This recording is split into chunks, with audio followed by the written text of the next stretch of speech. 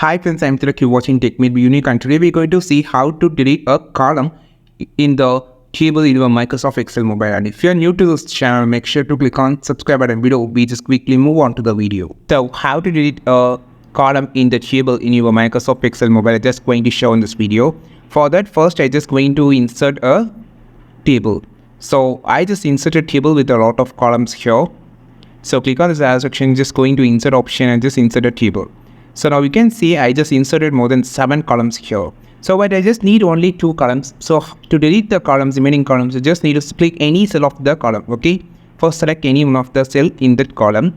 Then you just need to click on this arrow section. So the table property will appear here. You will just scroll down and you will see option called delete column here.